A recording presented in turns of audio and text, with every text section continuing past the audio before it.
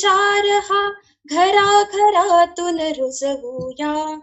घर हे आपुले सारे मिळूनी गोकुळा सम बनवूया. घर हे आपुले विश्वासाचे संस्काराचे केंद्र असे. समाधान अन आनंदाचा झरा आमुच्या मनी वसे. सहविचार अन संवादाने एकोप्याला घडवूया. घर हे आपुले सारे मिळूनी गोकुळा सम बनवूया. उठुनी सकाळी भूमी वंदना क्षमा मागुनी धरतीची. स्नान ध्यान अन व्यायामाने सुप्रभात होई अमुची.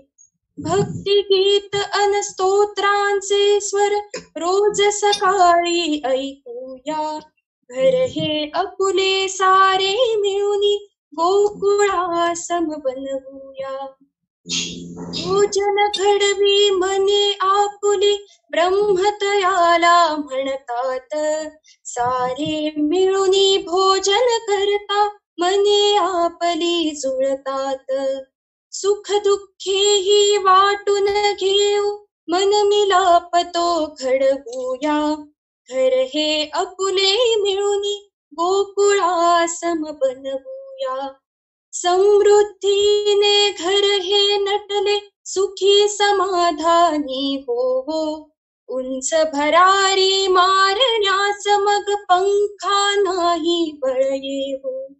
सहज सुलभ ही धर्म साधना पुरुषार्थी मन बनवूया. घर हे आपुले सारे मिळूनी गोकुळा सम बनवूया. युगायुगाचा शुभ विचार हा घराघरातून रुजवूया. घर हे आपुले सारे मिळूनी गोकुळा सम बनवूया. घर हे आपुले सारे मिळूनी गोकुळा सम बनवूया. नमस्कार. राष्ट्रीय स्वयंसेवक संघ जनकल्याण समिती आणि नारी शक्ती मंच औरंगाबाद यांच्या संयुक्त विद्यमाने आपण हा जो बौद्धिक सप्ताह सुरू केलेला आहे त्याचा आज 4था दिवस. आज आपल्याला या कार्यक्रमासाठी जे वक्ते लाभलेले आहेत ते डॉक्टर रवीजी जोशी यांचं मी हार्दिक स्वागत करतो. त्याचबरोबर त्यांनी या कार्यक्रमासाठी आपला जो अमूल्य वेळ दिला त्याबद्दल मी समितीतर्फे त्यांचे हार्दिक आभार मानतो. तसेच सदरील कार्यक्रमासाठी तांत्रिक सहकार्य जे नारी शक्ती मंचाने उपलब्ध करून दिलेलं आहे त्याबद्दल त्यांच्या सर्व कार्यकर्त्यांचे मी आभार मानतो. आणि या कार्यक्रमासाठी आपण मोठ्या संख्येने कुटुंबासहित उपस्थिती लावता आहात हे बघून अत्यंत आनंद झालेला आहे. आणि अशाच प्रकारे आपली उपस्थिती कायम राहील.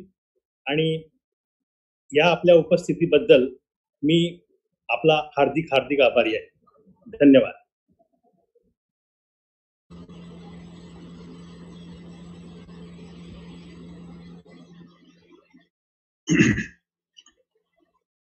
जनकल्याण समितीचे अध्यक्ष आदरणीय अग्रवालजी, आत्ताच जिनी अतिशय सुंदर असं गीत सादर केलं कृतिका तुपकरी, आणि हा सगळं तांत्रिक व्यवस्था उभारणारे माझे मित्र प्रभंजन कुलकर्णी आणि उपस्थित सर्व श्रोता बंधू भगिनी, सर्वप्रथम आभार मानायला पाहिजेत कोरोनाचे. हा कोरोना आला नसता तर आपण अशी आपली भेट झाली नसती. आणि म्हणून कोरोनाचे आभार आणि आपल्या सर्वांचे पण आभार. आता आपण प्रत्यक्ष आपल्या विषयाकडे वळू. या तंत्रज्ञानाच्या माध्यमातून आपल्या सगळ्यांशी खूप छान असा संवाद साधण्याची संधी मिळाली. कौटुंबिक स्वास्थ्य असं आजच्या विषयाचं शीर्षक मला सुचवलेलं आहे. कौटुंबिक स्वास्थ्यासाठी एक गुजराती वाक्य माझ्या गुजरातच्या प्रवासामध्ये मला मिळालं. ते वाक्य असं आहे, तमे प्रसन्न रहो, तमे प्रसन्न रहो, नहीं तो તમારો डॉक्टर प्रसन्न રહે છે. आपल्या कौटुंबिक स्वास्थ्यासाठी ही मनाची प्रसन्नता कशी टिकवायची याचे काही सूत्र, याची काही युक्ती असं आहे का आपल्याजवळ? याचा प्रत्यक्ष काही सूत्रांच्या माध्यमातून विचार आणि काही छोटी छोटी उदाहरणं असं आपण आज ऐकणार आहोत. एखाद्या कुटुंबाचं आरोग्य चांगलं आहे नाही, स्वस्थ आहे नाही असं पाहायचं असेल तर त्याचं बाहुबल, बुद्धिबल, धनबल, मनोबल असं आपल्याला पाहावं लागेल. वरवर पाहिलं तर आपल्याला असं दिसेल की बाहुबल, बुद्धिबल, धनबल तर ठीक आहे स्थिती. पण हा जसा आता कोरोनाचा आघात आलाय, का वेगळ्या परिस्थितीत सगळं जग आहे, तर मुख्य प्रश्न येईल आपल्या मनोबलाचा. आपल्या मनाची ठेवण कशी आहे? आपण प्रतिक्रिया देतो की प्रतिसाद देतो? आणि म्हणून त्याच्यावरती थोडासा आपण भर देऊ. आपल्या इथे असं मनोबल चांगलं ठेवण्यासाठी आपल्या संतांची वचनं आहेत, छोट्या छोट्या गोष्टी आहेत. एक अकबर आणि बिरबलाची गोष्ट आहे. एक दिवस अकबर बिरबलाला म्हणाला, बिरबल, काल रात्री मला एक स्वप्न पडलं.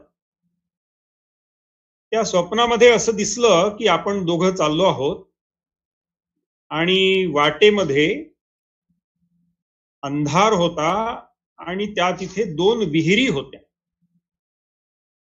आपण वाटेने पुढे जात असताना एका विहिरीत मी पडलो आणि दुसऱ्या विहिरीमध्ये तू पडला. मी ज्या विहिरीमध्ये पडलो ती मधानी भरलेली विहीर होती आणि तू ज्या विहिरीमध्ये पडला तिथे सगळा चिखल होता, सगळी घाण होती. बिरबलाचं मन खचून जायला पाहिजे होतं ही कथा ऐकल्यावर, हे स्वप्न ऐकल्यावर.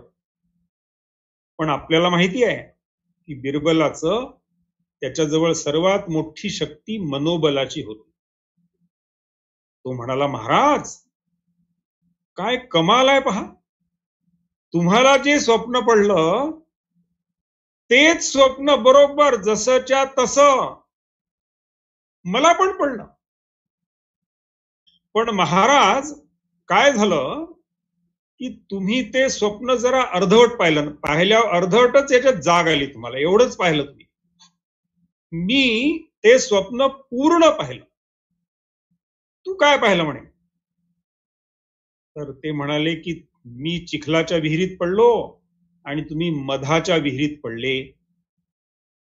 मग आपण दोघंही त्या विहिरीतून बाहेर आलो आणि बाहेर आल्यानंतर आनंदातिशयामध्ये तुम्ही माझं अंग चाटायला लागले आणि मी तुमचं अंग चाटायला लागलो.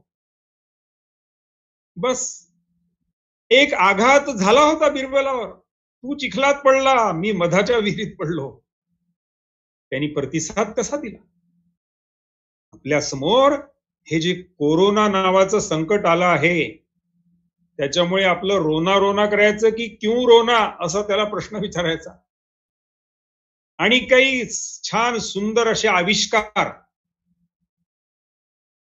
आपल्या देशावर इंग्रजांचं राज्य होतं आणि आपल्या महाराष्ट्रातला एक दांडेकर नावाचा युवक, त्यांनी देशामध्ये जी स्वदेशीची चळवळ चालू झाली होती, महापुरुषांचं सगळं आव्हान ते ऐकलं आणि त्याच्या मनात आलं की माझ्याजवळ जे ज्ञान आहे त्या ज्ञानाच्या भरोशावर मी उत्तम अशी शाई बनवू शकतो. आज विदेशातून लंडनहून आपल्या देशामध्ये शाई येते, ती आम्हाला घ्यावी लागते. त्यांचे पेन येतात, ते आम्हाला घ्यावे लागतात. लहान मुलांसाठी छोटे छोटे जे रंगवण्याचं काम असतं, त्या पेन्सिली ज्या असतात, ते सगळं साहित्य आपल्याला विदेशातून घ्यावं लागतं. माझ्याजवळ ज्ञान आहे, या ज्ञानाचा उपयोग करून मी हे बनवू शकतो. ही आहे आपल्या महाराष्ट्रातल्या दांडेकरांची कथा, कॅमलिनचे संस्थापक.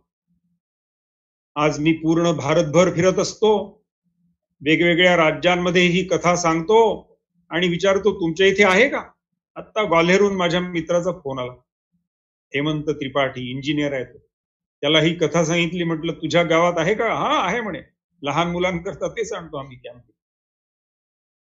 या कोरोनाच्या पार्श्वभूमीवर एखादी आपत्ती आली, संकट आलं म्हणून दबून न जाता छान उभं राहण्यासाठी, एक चांगलं अनुकूल वातावरण करण्यासाठी सर्वात उत्तम जागा, सर्वात उत्तम स्थान हे आपलं घर आहे. मी केरळच्या प्रवासाला गेलो. आज आपण एक 30-35 मिनिटांमध्ये पूर्ण भारताची परिक्रमा करून येणार आहे. जसं आपण भारतातले सगळेजण या आधुनिक तंत्रज्ञानामुळे एकमेकांशी जुळलो आहोत. आपल्या महाराष्ट्रातल्या एक थोर संतांचं वचन आहे, श्रीधर स्वामींचं, विश्व पूर्ण भाग घटक मी त्याचा. आपण काही वेगवेगळे नाही आहोत, या संपूर्ण विश्वाचे आपण एक घटक आहोत आणि आपल्याला सगळ्यांना आनंदी राहायचं आहे. केरळमध्ये मला घरासाठी 4 शब्द ऐकायला मिळाले. आपलं घर हेच विद्यालय आहे, घर हेच देवालय आहे, घर हेच आदरालय आहे आणि घर हेच सेवालय पण आहे. असं वातावरण आहे का आज? आपल्या घर आपण अनेक वस्तूंनी भरतो, फ्रीजनी, टीव्हीनी, वॉशिंग मशीननी. आणा ते आपल्या सोयी सुविधा करता, देहाला सुख देण्यासाठी. पण त्यासोबत आपल्या घराचं वातावरण, एक अजून छोटीशी त्रिसूत्री आपण या कुटुंब प्रबोधनात सगळ्या भारतभर सांगत असतो की आपल्याला आपलं घर हे संस्कारित परिवार, सुखी परिवार असं करायचं आहे. आता कृतिकांनी गाणं म्हटलं, त्याच्यात हा सगळा विषय अतिशय सुंदररित्या आलेला आहे. आपल्या महाराष्ट्रामध्ये एक थोर चित्रकार आहेत, मुंबईला राहतात, वासुदेव कामत असं त्यांचं नाव आहे. संस्कार भारती या संस्थेचे ते राष्ट्रीय अध्यक्ष आहेत. त्यांच्या लहानपणची कथा आहे. वासुदेवची आई ज्या एका खेडेगावात राहत होते हे सगळेजण, तिथे वासुदेवच्या शिक्षकांना, आपण काय गुरुजी म्हणता, टीचर म्हणता, त्यांना अधूनमधून घरी जेवायला बोलवायचे. 8-15 दिवसांनी घरी जेवायला बोलवायचे. एकदा, दोनदा, तीनदा, चारदा असं ते शिक्षक वासुदेवच्या घरी जेवले. ती माऊली अतिशय प्रेमाने, आदराने त्यांना जेवू घालायची. 4थ्या वेळेला त्यांना काही राहवलं नाही आणि ते वासुदेवच्या आईला म्हणाले, मी तुम्ही खूप प्रेमाने, आदराने वासुदेव सोबत जेवायला बोलवता म्हणून मी येतो, पण 4 वेळा तुमच्याकडे जेवलो, दरवेळी तुमच्या घरी जेवणामध्ये कारल्याचीच भाजी असते, तुमच्याकडे काही दुसरी भाजी करत नाही का. वासुदेवची आई हसली आणि ती वासुदेवच्या शिक्षकांना, गुरुजींना म्हणाली, हा माझा वासुदेव जेव्हा तुमच्या सोबत बसून जेवतो ना, तेव्हा तो चुपचाप कारल्याची भाजी खातो. इतर वेळेला जर मी त्याला म्हटलं तर तो थाळी सोडून पळून जाईल, चिडेल, रागवेल आणि नाही तऱ्हेचे प्रकार करेल. ते शिक्षक म्हणाले, माऊली, तुझ्या मुलाला चांगली सवय लागावी म्हणून मला कशाला शिक्षा देत. आपण असं म्हणतो की आपलं घर हे शक्तिधाम, भक्तिधाम आणि युक्तिधाम करायचं आहे. आपल्या घरातल्या सगळ्या या मातृशक्तीजवळ आज नारी शक्ती मंचानेच हा कार्यक्रम आयोजित केलाय. तर अनेक अशा संवेदनशील, तेजस्वी, ओजस्वी, धैर्यवान अशा माता भगिनींच्या कथा मी तुम्हाला सांगणार आहे. माझ्या प्रवासामध्ये पॉंडिचेरीच्या ज्या ठिकाणी योगी अरविंदांचं वास्तव्य होतं, तिथे ती पावन झाली भूमी. तिथे एक डॉक्टर भावनाताई बढे पॉंडिचेरीच्या मेडिकल कॉलेजमध्ये पीजी स्टुडंट्सना शिकवतात. त्यांच्या घरी एक सरला नावाची भगिनी घरचं काम करायला येत असते. आपला कुटुंब, आपलं परिवार म्हणजे फक्त माझ्या घरचे असं नाही. माझ्या घर चालवण्यासाठी ज्यांचे ज्यांचे संबंध येतात ते सगळेजण माझ्या कुटुंबातलेच आहे. वसुधैव कुटुंबकम नुसतं म्हणायचं नाही, याचं प्रत्यक्ष जगायचं. मी जिथे राहतो, माझ्या अवतीभोवतीचे घर, माझ्या घरी येणारे जाणारे, सेवेच्या निमित्ताने येणारे, मी ज्यांच्याकडून आणखीन भाजीवाला असेल, वेगवेगळी सेवा देणारे असतील, या सगळ्यांशी माझे आत्मीयतेचे, प्रेमाचे असे संबंध. तर हे तत्वज्ञान, भाषण, वसुधैव कुटुंबकम सगळ्यांना माहिती आहे. काही नवीन कोणी सांगून नाही. असे जगणारे किती आहेत. माझ्या भाग्यानी संपूर्ण भारतामध्ये प्रत्येक राज्यामध्ये, प्रत्येक भाषेमध्ये बोलणाऱ्या लोकांच्या घरी हे असे सुंदर उदाहरणं मला पाहायला मिळाली. या डॉक्टर भावनाताई बढेंकडे ही जी सरला येते, तिला ते नुसतं सरला नाही म्हणत, ते तिला म्हणतात सरला अक्का. आणि या स्वतः मेडिकल कॉलेजमध्ये पोस्ट ग्रॅज्युएटच्या मुलांना शिकवतात. परंतु यांना आवड आहे भगवद्गीतेची. गीतेचा खूप सखोल अभ्यास त्यांनी केला. आणि या सरला अक्काला एका चटईवर बसवून या डॉक्टर भावनाताई बढे तिला एक एक श्लोक गीतेचा शिकवतात. आज तिला 5 अध्याय पाठ झाले. ती या घरच्यांसाठी पोळी भाजी करते. ती पोळी करताना गीतेचा अध्याय म्हणते. तया सर्वात्मका ईश्वरा, स्वकर्म कुसुमांची वीरा, पूजा केली होय अपारा, तोषा लागी. ज्ञानेश्वरांनी 700 वर्षापूर्वी सांगितलं.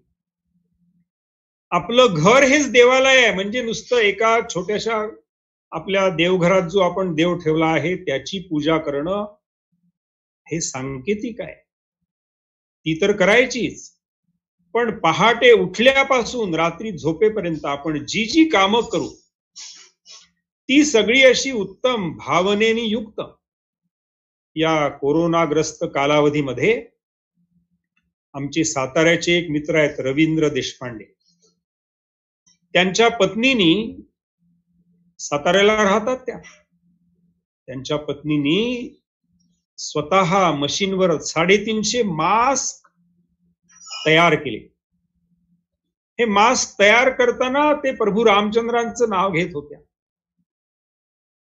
आणि हे मास्क शिवताना त्यांच्या मनामध्ये भावना होती की सगळ्यांचं भलं हो.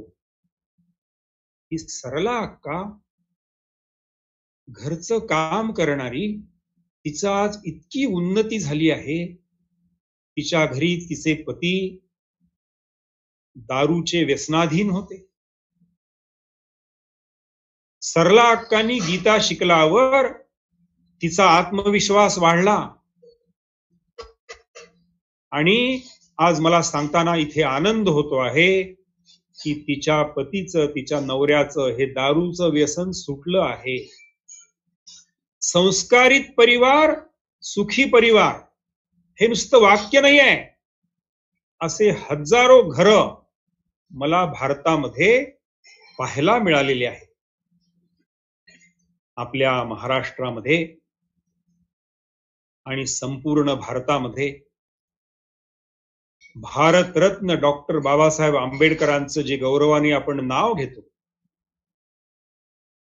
त्या डॉक्टर बाबासाहेबांना त्यांनी मॅट्रिकची परीक्षा उत्तीर्ण केल्यावर त्यांचे गुरुवर्य केळुस्कर यांनी स्वतः लिहिलेली तथागत बुद्धाचं जीवन चरित्र हे वाचायला दिलं होतं. त्याला 10वीच्या परीक्षेतलं, मॅट्रिकच्या परीक्षेतलं अभिनंदनाचं, कौतुकाचं पुस्तक म्हणून हे भेट दिलं होतं.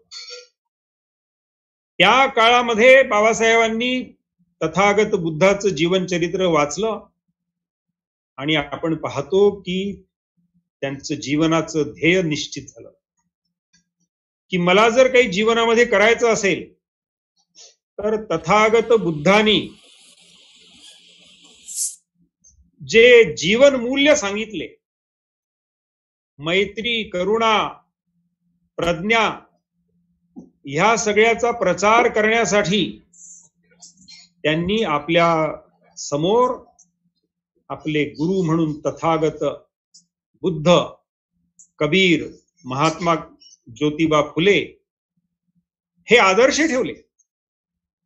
आपल्या कुटुंब प्रबोधनामध्ये आपण असे छोटे छोटे सूत्र, त्याच्यावर घरी बसून आपलं जेवण झालं, पहिल्यांदा आम्ही आवाहन करायचो की आठवड्यातून एकदा घरच्या सगळ्यांनी एकत्र बसा, छान भजन करा, एकत्र भोजन करा आणि 1-1.5 तास छान गप्पा गोष्टी करा, मग संवाद करा. एकमेकांच्या मनामध्ये काय आहे ते समजून घ्या आणि मग याच्यासाठी जी सूत्र विकसित केली त्याच्यामध्ये पहिलं सूत्र आहे स्वास्थ्य, स्वाध्याय, संगत. या कोरोनाग्रस्त कालावधीमध्ये आपल्या सर्वांवर पहिली मुख्य जबाबदारी ही आहे की आपण आपल्या सगळ्यांनी स्वतःचं स्वास्थ्य उत्तम ठेवायचं. मी तर या अशा प्रकारच्या बैठकी आणि भाषणांच्या माध्यमातून जेव्हा संधी मिळते तेव्हा म्हणतो की 22 मार्च पूर्वी आपली जी तब्येत होती, आपलं जे स्वास्थ्य होतं, त्याच्यापेक्षा कोरोनाचं हे सगळं लॉकडाऊन वगैरे जेव्हा सगळं ठीकठाक होऊन जाईल, आपला सामान्य व्यवहार सुरू होईल, त्यावेळेला 22 मार्च पूर्वी आपली जे स्वास्थ्य होतं, मग ते मनोबल असेल, ते बाहुबल असेल, ते बुद्धिबल असेल, ते अजून छान उत्तम असं आपल्या सगळ्या जवळपासच्या लोकांना अनुभव आला पाहिजे, आपल्या स्वतःला अनुभव आला पाहिजे. आणि म्हणून त्याच्यामध्ये ह्या स्वाध्यायाचं महत्व. आपल्या घरी जसं मगाशी म्हटलं की आपल्याकडे टीव्ही येतो, फ्रीज येतो, वॉशिंग मशीन येतं, असं आपलं मनोबल वाढवण्यासाठी काही उत्तम चांगले जीवनचरित्र आपल्याकडे आहेत. स्वामी विवेकानंद, भगिनी निवेदिता यांच्या जीवनातल्या घटना, यांच्या जीवनातले प्रसंग आपल्याला किती आपला स्वतःचं मनोबल वाढवतात. आम्ही कुटुंब प्रबोधनामध्ये 6 शब्दांचा उच्चार करतो: भजन, भोजन, भाषा, भूषा, भवन, भ्रमण. या 6 गोष्टी आपण आपल्या देशातला जो आपला धर्म आहे, संस्कृती आहे, जीवनमूल्य आहे, त्या जीवनमूल्यांना धरून ह्या 6 गोष्टी होतात की त्याच्यापासून आपण दूर जातोय. वारंवार हे तपासून पाहायचं. रात्री जेव्हा आपण एकत्र जेवण करू, एखादं छान भजन म्हणू, देवाचं नाव घेऊ आणि मग जेव्हा एकत्र बसू त्यावेळेला ह्या आपल्या गप्पा गोष्टींचा विषय हा असा असला. एकदा भगिनी निवेदिता मेदिनीपूरला गेली. बंगालमध्ये आपलं जे खडगपूरचं IIT खडगपूर आहे ना, त्याच्या जवळचा तो भूप्रदेश आहे मेदिनीपूर. तिथे कॉलेजचे विद्यार्थी त्यांच्यासोबत भगिनी निवेदितेचा कार्यक्रम होता. ती जशी त्या परिसरामध्ये महाविद्यालयाच्या परिसरात पोहोचली त्याबरोबर तिथल्या युवक युवतींनी जोरदार घोषणा देणं सुरू केलं. Heap heap hurray, heap heap hurray. भगिनी निवेदितांनी ताबडतोब त्यांच्या घोषणा थांबवल्या. चुप बसा, थांबा. तुम्हाला तुमच्या इथे कोणी अतिथी आला आहे त्या अतिथीचं आपल्या भाषेमध्ये पण स्वागत नाही करता येत. देश गुलाम आहे. ती स्वतः युरोपहून आपल्या देशात आली आहे आणि ती आपल्या देशातली देशभक्ती, देशातले जीवनमूल्य, स्वभाषा, त्याच्याबद्दलचा अभिमान, आपला वेश, त्याच्या हे सगळं ती सांगून राहिली या तरुणात. आता मी जी घोषणा देते आहे ती माझ्यासोबत द्या म्हणे. आणि मग ते शेकडो समोर उभे असलेले युवक आणि युवती त्यांना भगिनी निवेदिता म्हणते, म्हणा माझ्या बरोबर, वाहे गुरुजी की फतेह, वाहे गुरुजी की फतेह, वाहे गुरुजी की फतेह. 3दा तिने म्हणून घेतलं त्यांच्याकडे. 3दाचं काय गंमत आहे माहिती नाही. आमचे सगळे कुटुंब प्रबोधनाचे सूत्रे असे 3-3च आहेत, मला ऐकायला मिळतील. आणि भगिनी निवेदिता सांगायची की स्वामी विवेकानंदांनी असं म्हटलंय, भारताला जर जगद्गुरु व्हायचं असेल, भारताला स्वतःच्या पायावर उभं राहून असं ताठ मानेनी जगामध्ये उभं राहायचं असेल तर भारतातल्या प्रत्येक युवक आणि युवतींनी गुरु गोविंद सिंहाचं चरित्र वाचलं पाहिजे, त्या चरित्राचं अध्ययन केलं पाहिजे. डॉक्टर बाबासाहेब आंबेडकरांनी किशोर वयामध्ये तथागत बुद्ध वाचले. ज्या ज्या महापुरुषांचं तुम्ही पाहाल जीवन, त्यांनी किशोर वयामध्ये, बाल वयामध्ये आपल्या घरच्यांकडून काही चांगल्या गोष्टी ऐकल्या आहेत. आमच्या नागपूरला सौभाग्यवती वंदनाताई वर्णेकर राहतात. महाराष्ट्र राज्य विद्युत मंडळामध्ये त्या आपलं इंजिनिअरिंगचं शिक्षण पूर्ण केल्यानंतर अधिकारी पदावर होत्या. तिथून स्वेच्छानिवृत्ती घेतली. त्यांचा नातू आज सिंगापूर मध्ये राहतो आहे. त्याचं नाव आहे वेद आणि वय आहे 4 वर्ष. तो रोज सिंगापूरहून आपली आजी वंदना आजी जी इंजिनियर आहे तिला रोज व्हॉट्सअप कॉल करतो आणि तिच्याकडून रामायण, महाभारत, छत्रपती शिवाजी महाराज यांची एक गोष्ट ऐकतो आणि भगवद्गीतेचा एक श्लोक तिच्याकडून ती संथा देते, वंदना आजी संथा देते आणि वेद तिथे पाठ करतो. त्याला असं वाटलं की आपल्या आई बाबांना, त्याच्या वडिलांचं नाव आहे विद्येश, यांना काही गीता वगैरे येतच नाही, आपण शिकवलं पाहिजे. आणि म्हणून माझ्याजवळ व्हिडिओ आलाय, मी सीमाताईंना पाठवीन. तो व्हिडिओ पाठवलाही असेल, पुन्हा पाठवून देईन, तुमच्याकडे पाठवतील त्या. वेद सिंगापूरमध्ये बसलाय आणि त्याचे आई वडील त्याच्याकडून गीता शिकतात. आपले हे संतांचे, तुकारामांची गाथा, ज्ञानेश्वरांची ज्ञानेश्वरी, एकनाथांचं भागवत, तुलसीदासांचं तुलसी रामायण.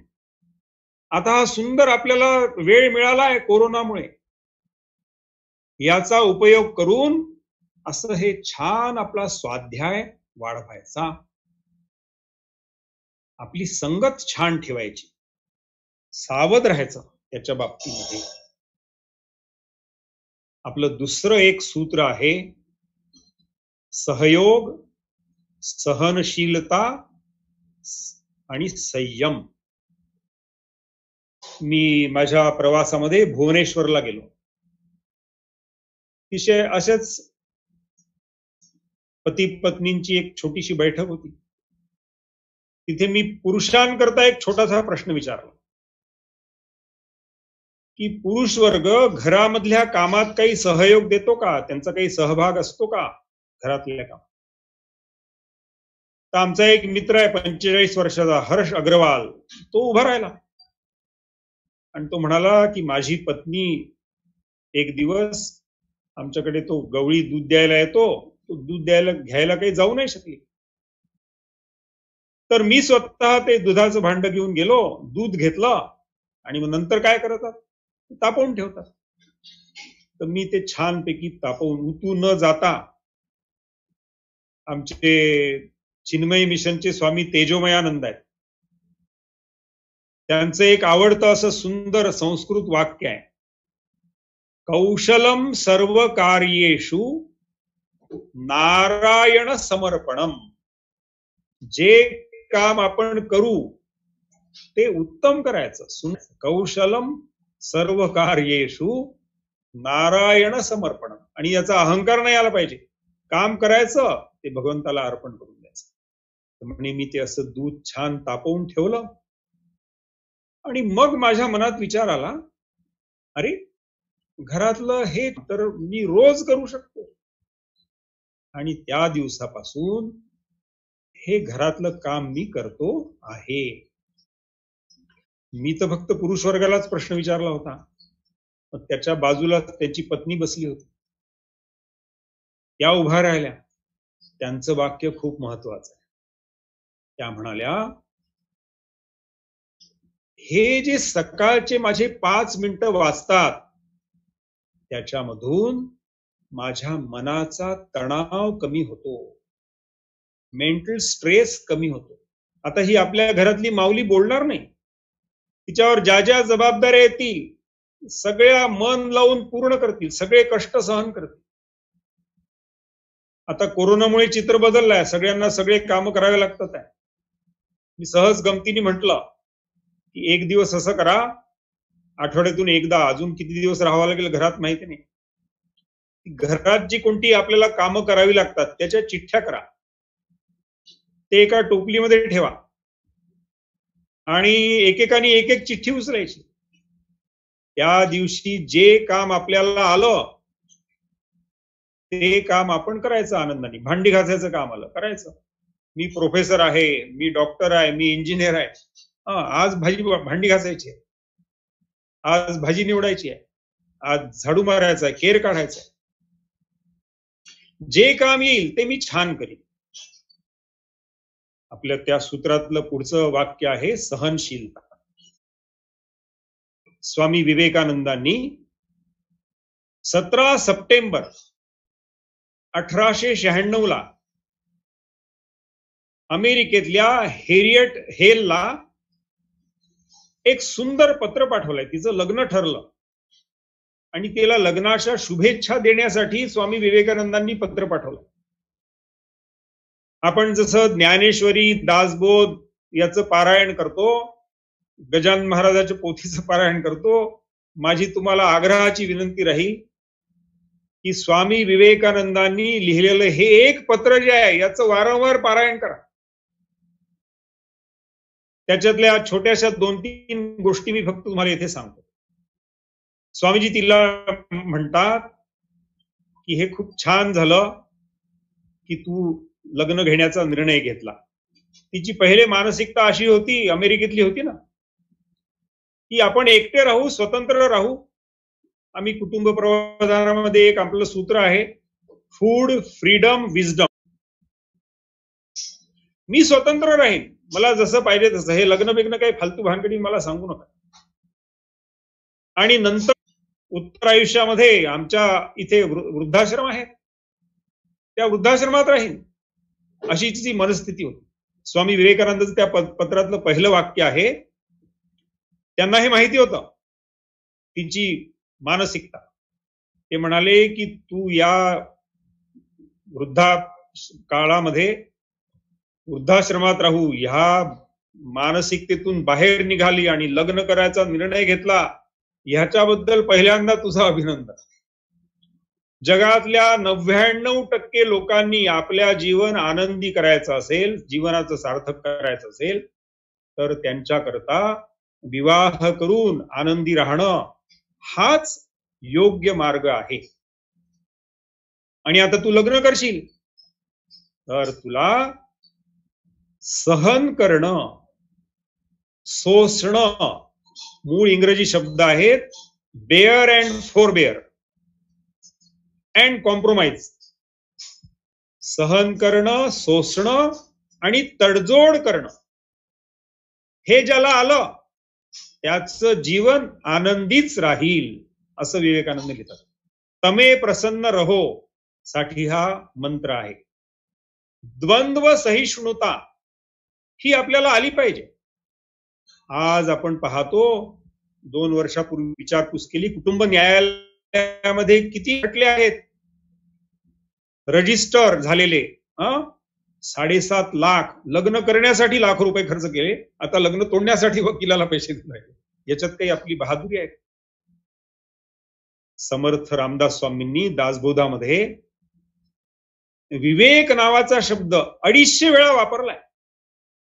स्वामीजी तिथे म्हणतात की आपल्याला आपलं जीवन आनंदी करायचं असेल, तुझं लग्न होईल, त्याच्यानंतर तू हे सहनशीलता, सोसणं आणि तडजोड करणं या गुणांच्या आधारावर आपला संसार आनंदाने फुलो.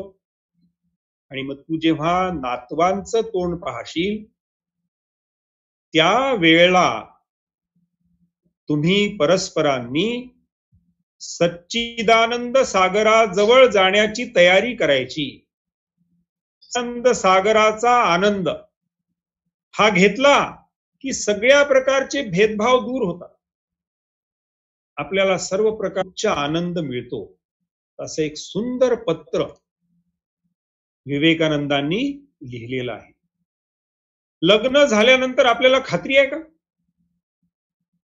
की सगळ्या प्रकारचं सुख आपण जी कल्पना करतो तसंच होईल? विवेकानंदांनी त्या पत्रात लिहिलंय, तू असं समजू नको की तुझ्या जे काही संसाराच्या कल्पना असतील त्या जसाच्या तशा पूर्ण हो. माझ्या प्रवासामध्ये पुण्याला उमाताई कुलकर्णींच्या घरी मी जाऊन आलो. साहित्य अकादमीचा भाषांतराचा पुरस्कार उमाताईंना मिळालाय. आपल्या देशातले एक थोर साहित्यिक एस.एल. भैरप्पा यांच्या साहित्य, कन्नड साहित्याचं भाषांतर त्यांनी केलं. 60 पुस्तकं लिहिली आहेत त्यांनी. त्यांची स्वतःची आत्मकथा लिहिली आहे, संवादू अनुवादू. त्यांना मूल नाहीये. ज्या क्षणी त्यांच्या लक्षात आलं की आम्हाला या सांसारिक जीवनामध्ये अपत्य होणार नाही, त्या झुरत नाही बसल्या, दुःखात नाही बसल्या, त्यांनी ते स्वीकारलं, ऍक्सेप्ट केलं. ठीक आहे, असंही एक असेल नियतीच्या मनात की मला माझं मूल नाही राहणार. आणि मग आपलं मन त्यांनी कन्नड, आपल्या पती विरूपाक्ष त्यांचं नाव आहे, त्यांच्या मदतीने भैरप्पांच्या कन्नड पुस्तकांचं, कादंबऱ्यांचं मराठीमध्ये भाषांतर करण्याचं काम असतं. 60 पुस्तकं त्यांची प्रकाशित झाली आहेत. 32 पुरस्कार त्यांना मिळालेत. आणि मी जेव्हा त्यांच्याकडे जातो, आपल्या इथे जसं म्हणतात अतिथी देवो भव, अतिशय आनंदाने त्या स्वागत करतात. अशाच एका प्रवासामध्ये मी संत तुकारामांच्या गावी गेलो होतो, देहू.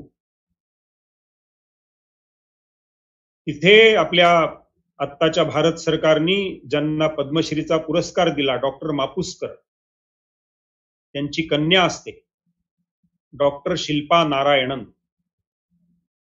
ही अतिशय लहान असताना तिची आई पण डॉक्टर होती, परंतु तिचा मृत्यू झाला काविळीमध्ये. आणि ही शिल्पाचं तिच्या आत्यानी तिला संगोपन केलं, मोठी झाली. ही स्वतः MBBS झाली, डॉक्टर झाली. परंतु तिने देहूगाव सोडलं नाही. आमचं कुटुंब प्रबोधनामध्ये एक अजून सूत्र आहे, त्याचं नाव आहे करिअर, कॅरेक्टर, कंट्री. आपल्या करिअर सोबत केवळ मी माझं सुख याच्यामध्येच आपली जीवनयात्रा पुढे नाही न्यायची, तर माझ्या अवतीभोवतींच्या सुखाकरताही माझ्याजवळ जी बाहुबल आहे, माझ्याजवळ जे धनबल आहे, माझ्याजवळ जे बुद्धिबल आहे, त्याचा उपयोग करायचा, त्याची सेवा द्यायची, या देशाच्या उन्नतीमध्ये माझं काहीतरी योगदान. आणि या आमच्या डॉक्टर शिल्पा नारायणन देहूमध्ये राहूनच आपला वैद्यकीय व्यवसाय, वडिलांचं सेवा कार्य, ग्राम स्वच्छतेचं, त्याच्यावरती त्यांना पद्मश्री मिळाली आहे. आणि देहू मधल्या महिलांसाठी योगासनाचे वर्ग ह्या त्या चालवतात. आपल्या सूत्रामध्ये एक शब्द आहे कॅरेक्टर. त्याचं काय महत्व आहे? आपल्या महाराष्ट्राचे Arvind Inamdar, deputy inspector general of police या पदावरून निवृत्त झाले. त्यांच्या जीवनातली एक कथा आपल्याला सांगतो. महात्मा गांधींची हत्या झाल्यानंतर अरविंद इनामदारांच्या बंगल्यावरती 150-200 लोक हातामध्ये पलिते घेऊन चालत आले आणि त्यांनी यांचा वाडा जाळून खाक केला. अरविंद इनामदार त्यावेळेला फक्त 7 वर्षांचे होते. त्यांच्या आईनी कसंबसं त्याचं जीव वाचवून त्याला घराच्या बाहेर काढलं. यांच्या घरातलं सगळं सोनं, नाणं, दागदागिने आलेल्या लोकांनी घर तर जाळलंच आणि ही संपत्ती लुटून घेऊन गेली. त्या दिवशी रात्री एका धनगराच्या घरी यांना आश्रय घ्यावा लागला. सगळी कथा विस्तृत सांगत नाही, मला जो मुख्य मुद्दा सांगायचा आहे तो सांगतो. अरविंद इनामदार वडिलांनी हिंमत दिली, तू घाबरू नको म्हणे, मी अरुला असा बलवान करीन की तो त्याचं नाव उत्तम करेल, आपल्या कुळाचं नाव उत्तम करेल. शिक्षण घेऊन अरविंद इनामदार पोलीस ऑफिसर झाले.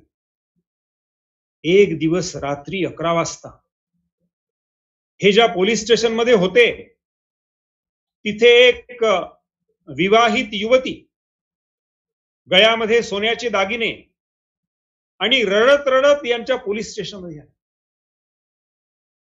अरविंद इनामदार पाहतात तर ती ढसढसा रडून राहिली आणि यांना विनंती करते की तुम्हाला वाटलं तर हे दागिने व्यवस्थित, हे दागिने घेऊन घ्या, परंतु मला माझ्या वडिलांकडे पोहोचवून द्या.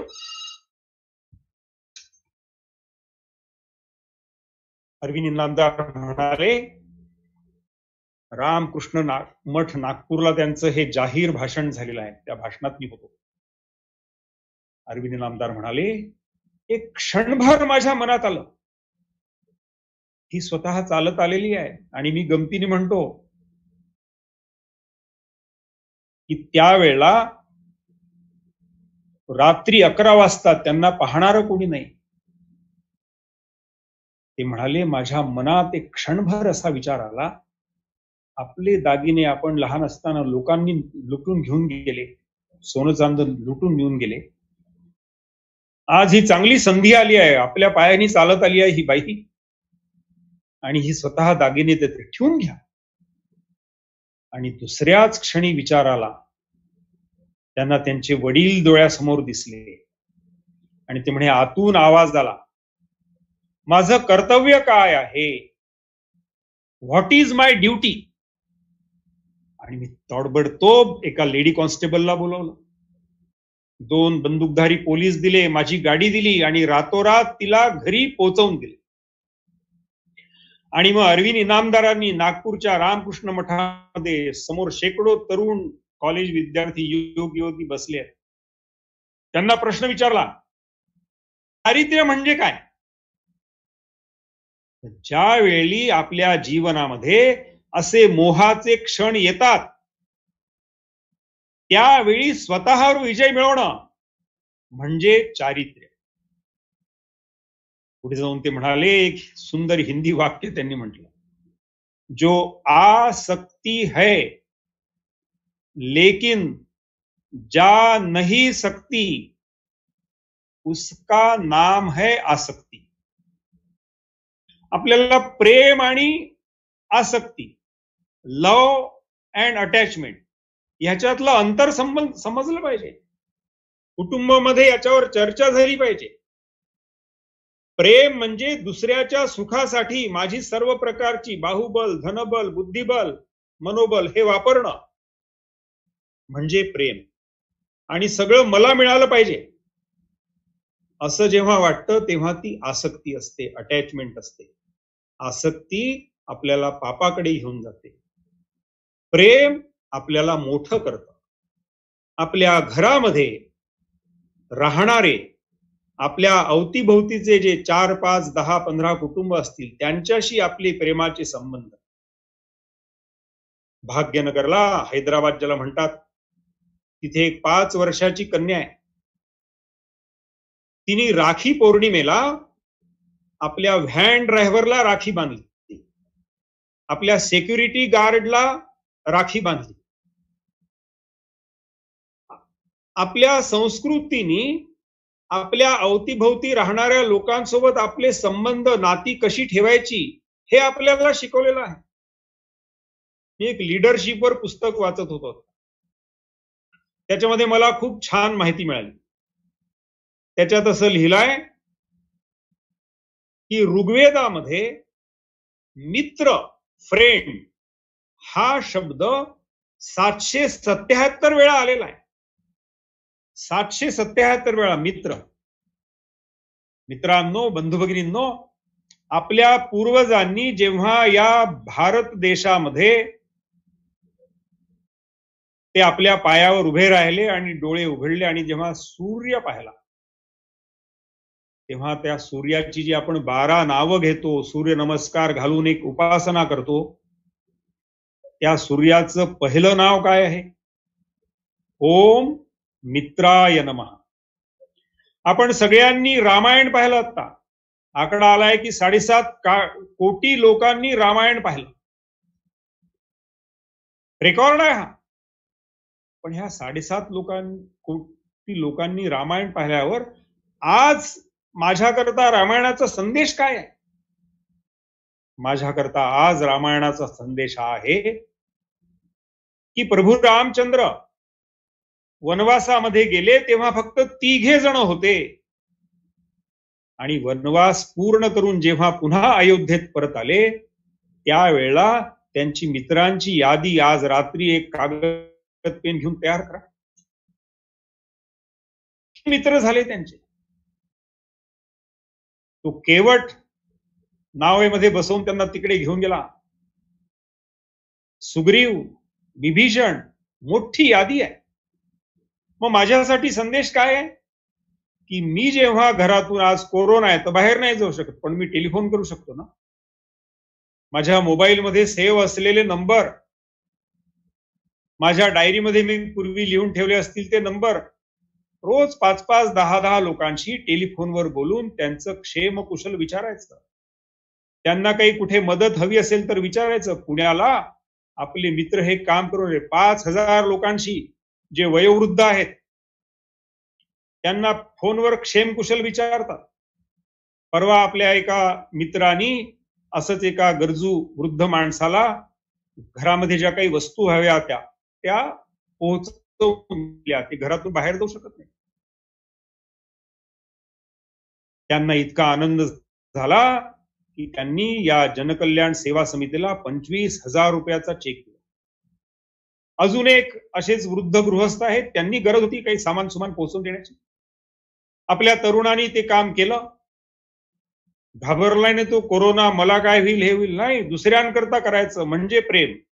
स्वतः करता केवळ मी माझं म्हणजे मग आसक्ती. आवश्यक गरजा पूर्ण करू परंतु बाकी सगळं दुसऱ्यांकरता. त्यांनी 40,000 रुपयाचा चेक. जनकल्याण समितीला दान दिला. आपल्याला सगळ्यांना ह्या परिस्थितीमध्ये कौटुंबिक स्वास्थ्य चांगलं ठेवण्यासाठी ह्या छोट्या छोट्या सूत्रांच्या आधारे आपल्या घरी बसून असे छोटे छोटे प्रयोग करावे लागतील. एक छोटीशी गोष्ट सांगून आणि मग हे आपण भाषण संपवू. वाक संयम. आपल्या सूत्रामध्ये एक संयम पण शब्द आहे. जीवनामध्ये आनंदी राहायचं असेल, प्रसन्नता पाहिजे असेल तर संयम हवा.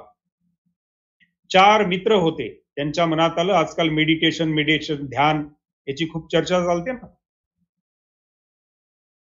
तर आपण ध्यान शिकायला जाऊ. एका आश्रमात गेले. अशी संध्याकाळची वेळ होती. साधूबाबांनी त्याला पाहिलं आणि लक्षात आलं की हे बडबडे आहेत, त्यांचं मनावर काही संयम नाही. ध्यान वगैरे मेडिटेशन नंतर शिकवीन म्हणे, पहिल्यांदा थोडं मौन शिका म्हणे. संकल्प केलं की 1 तास इथे शांतपणे बसा. अशी संध्याकाळची वेळ होती. 4 जण बसले. अंधार व्हायला लागला. 1 तास मौन संकल्प करून बसले. आणि त्याच्यातला जो एक मुलगा होता तो हळूच म्हणतो, अरे संध्याकाळ रात्र होऊन राहिली, इथे कोणी काही दिवा वगैरे लावणार आहे की नाही. दुसरा त्याला म्हणतो, अरे आपलं मौन चालू आहे, तू मौन तोडलं, बोलला कशाला. तिसरा म्हणतो, घ्या तू पण बोलला, तुझ्याही लक्षात नाही राहिलं मौन आहे म्हणून. चौथा म्हणतो, अरे तुम्ही 3घही जण बोलले, मौन तर मी एकटा पाळतोय म्हणे. आज आपण कोरोनामध्ये घरात आहोत. आपल्या आंतरिक गुणांच्या विकासाकरता आपलं घरातलं प्रत्येक काम आनंदाने, उत्साहाने, प्रेमाने, माझ्या अवतीभोवतीच्या लोकांच्या सुखदुःखाची विचारपूस करत मी जे काही करू शकतो त्यांच्यासाठी आजच्या परिस्थितीत ती मदत करत, आणि हे असं आनंदाचं वातावरण तयार करायचं. ही मित्रता वाढवायची. आणि मित्रतेच्या पुढचा शब्द आपली संस्कृती देते, त्याचं नाव आहे सुहृद. प्रभू रामचंद्र सुहृद होते. मित्रामध्ये थोडीशी अपेक्षा असते की मी केलं तर त्यांनी पण माझं केलं पाहिजे. परंतु आपल्याला आपली संस्कृती असं म्हणते की आपलं जीवन कसं असलं पाहिजे, तर ते केवळ मी आणि माझ्या सुखासाठी नाही. वसुधैव कुटुंबकम च्या आधीचे शब्द काय आहेत? उदार चरिता नाम तू वसुधैव कुटुंबकम. आपल्या सगळ्यांना आपलं मन विशाल करायचं आहे. आणि या विशाल मनामध्ये आपल्या अवतीभोवतीच्या आज हे जे काही संकट आलं आहे त्याच्यामध्ये मी स्वतः आनंदी राहीन, आत्मविश्वास युक्त राहीन, आणि माझ्या अवतीभोवतीच्या लोकांना या संकटग्रस्त काळात माझ्याकडून होईल तेवढी मदत, सेवा असं करत हा भारत देश, काल आपल्या भारताच्या सन्माननीय प्रधानमंत्र्यांनी जसं एक आव्हान केलं, आत्मनिर्भर भारत, असा भारत आपण सगळेजण उभा करू, असा एक संकल्प घेऊन ह्या